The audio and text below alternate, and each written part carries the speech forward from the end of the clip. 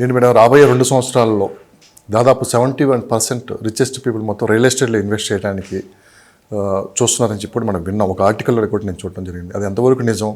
ఒక హైదరాబాద్లోనైనా, లేదంటే మీరు ఒక సందర్భంలో మీరు కూడా అన్నారు దుబాయ్లో కూడా ఇన్వెస్ట్ చేస్తున్నారని. హైదరాబాద్లో ఎక్కువ ఫోకస్ చేస్తున్నారు ఈ ధనవంతులంతా రియల్ ఎస్టేట్లో ఇన్వెస్ట్ చేసి రాబోయే 2 సంవత్సరాల్లో అని విన్నాం. ఎంతవరకు అది మనం? హైదరాబాద్ ఇప్పుడు ప్రస్తుతం ఉన్న కండిషన్లో it's booming city. So that is one reason. అంటే all over India, pan India level నుంచి చాలా బిల్డర్స్ కానీ, ఇన్వెస్టర్స్ కానీ, కంపెనీస్ కానీ హైదరాబాద్లో ఇన్వెస్ట్ చేయడానికి ఫ్రమ్ లాస్ట్ 5-6 years నుంచి ఇది నడుస్తూనే ఉంది. అండ్ ఇప్పుడున్న సిచ్యువేషన్లో if you take the metro cities, అది ఢిల్లీ ఉండొచ్చు, పూణే ఉండొచ్చు, ముంబై ఉండొచ్చు, బెంగళూరు ఉండొచ్చు, ప్రైసెస్ ఆర్ వెరీ హై. ఆ కంపారిజన్లో చూసుకుంటే ఇప్పటికీ కూడా హైదరాబాద్లో మనకి అఫోర్డబుల్ ప్రైసెస్ ఉన్నాయి. ఇప్పుడు ముంబై లాంటి ప్లేస్లో ఒక హై రైజ్లో మీరు ఒక ఫ్లాట్ కొనాలంటే 4 to 5 CR మినిమం ఉండాలి. 4 to 5 CR. కానీ మనకి హైదరాబాద్లో అదే ప్రీమియం బ్రాండెడ్ బిల్డర్స్ దగ్గర కూడా మనకి 2 to 3 CRలో ఒక మంచి ఫ్లాట్ వచ్చేస్తుంది. So that is a comparison there అనమాట. హైదరాబాద్ ఇంకా అండర్ డెవలప్మెంట్ స్టేజ్లోనే ఉంది. 100% మనకి ఇంకా ల్యాండ్ బ్యాంకింగ్ ఎక్కువ ఉంది కాబట్టి there is more scope for development. మిగతా సిటీస్ అన్ని మెట్రో సిటీస్ కావచ్చు, లేదంటే ఇప్పుడు బెంగళూరు ఉంది. Bengaluru is actually IT city అంటారు, కానీ అక్కడంతా మనకి ల్యాండ్ బ్యాంకింగ్ లేదు. సో ఉన్న వాటికి మొత్తం ఎక్స్పాన్షన్ అయిపోయింది, డెవలప్మెంట్స్ కూడా అయిపోయినాయి. సో వెన్ కంపేర్ టు హైదరాబాద్లో మనకి ఇంకా స్కోప్ ఎక్కువ ఉంది. బికాస్ గవర్నమెంట్ ల్యాండ్స్ కానీ, వేకెంట్ ల్యాండ్స్ కానీ మనకి చాలా ఎక్కువ ఉన్నాయి. So the scope for development in Hyderabad is very high. So కాబట్టి ఇప్పుడు ఈ టైంలో కూడా మనకి అఫోర్డబిలిటీ ఉంది అంటే in all the cities Hyderabad ఇంకా అఫోర్డబిలిటీలోనే ఉంది. మన మర్సర్ సర్వేలో కూడా మోస్ట్ అఫోర్డబుల్ సిటీ కింద హైదరాబాద్కి ఒక రికగ్నిషన్ వచ్చింది. ఎందుకంటే cost of living is low. A segment people also can live in Hyderabad. So that is one reason ఏంటంటే ఇన్వెస్టర్స్కి ఇప్పుడు కూడా లుక్అవుట్లో Hyderabad is one of the main cities. And మీరు అన్నట్టు 71% కాదు, 100% ఇన్వెస్ట్మెంట్ మనకు వచ్చే ఛాన్సెస్ అయితే ఉన్నాయి. రిచెస్ట్ పీపుల్ మొత్తం 71% ఎందుకు రియల్ ఎస్టేట్లోనే పెట్టాలనుకుంటున్నారు? రియల్ ఎస్టేట్ అనేది ఈజ్ రియల్ అండి.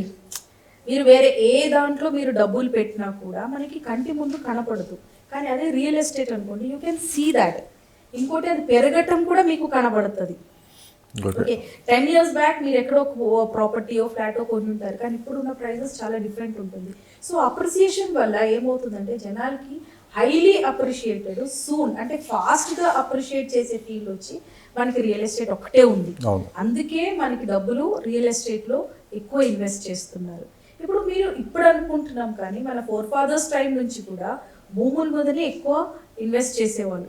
చిరంజీవి గారు కూడా ఒక మాట అన్నారు మొన్న ఒక మీటింగ్లో కూడా, సోషల్ మీడియాలో తిరుగుతా అవును, బాగా వైరల్ అవుతుంది. ఎన్టీ రామారావు గారు ఆ రోజుల్లోనే మీరు వేరే దేని మీద, వేరే అంటే ఐరన్లో కావచ్చు, మిగతా వాటిలో ఇన్వెస్ట్ చేయొద్దు, భూమి మీద ఇన్వెస్ట్ చేయండి.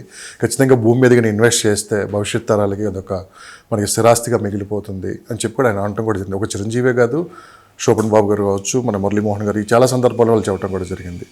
కానీ నిజంగానే చాలామంది ఇప్పుడు వాళ్ళే కాదు, సామాన్య ప్రజలు కూడా ఇప్పుడు భూమి మీద ఇన్వెస్ట్ చేయడానికి కూడా ఎక్కువ ఆసక్తి చూపుతున్నారు.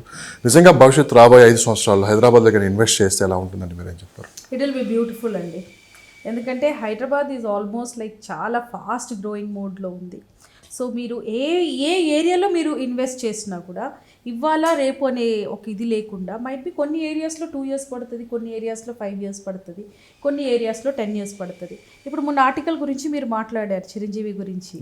చిరంజీవి గారు చెప్పింది నిజమే. అప్పట్లో డబ్బులు ఉన్నాయి అంటే సినీ ఇండస్ట్రీ వాళ్ళ దగ్గర ఉండే, ఫార్మా కంపెనీస్ వాళ్ళ దగ్గర ఉండే. You can for example Reddy labs తీసుకోవచ్చు, లేకపోతే మన అన్నపూర్ణ స్టూడియోస్, రామోజీ, వీళ్ళందరూ కూడా ఏంటంటే ఆ టైంలో అక్వైర్ చేసుకున్నారు.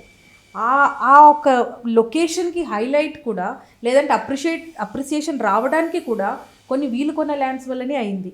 అక్కడ పలానా వాళ్ళు కొనుక్కున్నారు అంటే అక్కడ ఏదో ఉంది, రేపు ఫ్యూచర్లో అక్కడ గ్రో అవుతుందని కూడా చాలామంది ఆ చుట్టుపక్కల కొన్నారు.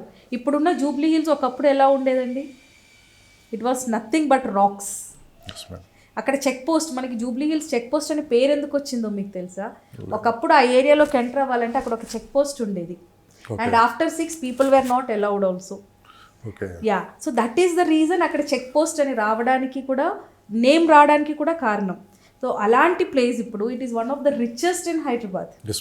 యా, సో భూమిలో ఇన్వెస్ట్మెంట్ అనేది అది ఒక రకంగా ఒక category people do understand that.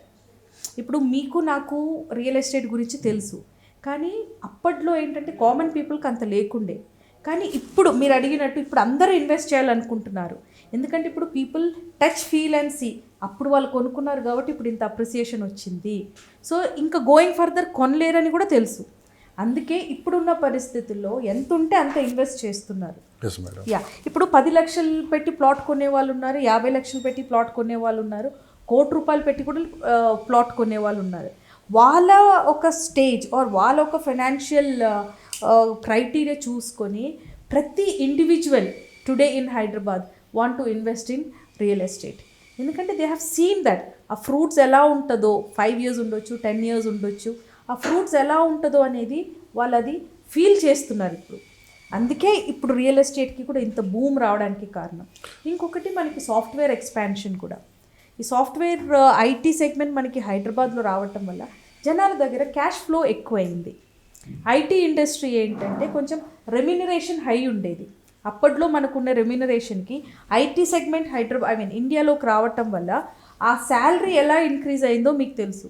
So excess of money ఉండటం వల్ల జనాల దగ్గర ఆ ఎక్సెసివ్ క్యాష్ ఫ్లోని ఎక్కడ పెడితే అది మనకి హయ్యర్ రిటర్న్స్ ఇస్తుంది అనే ఒక అనాలిసిస్తో everybody are investing in real estate today.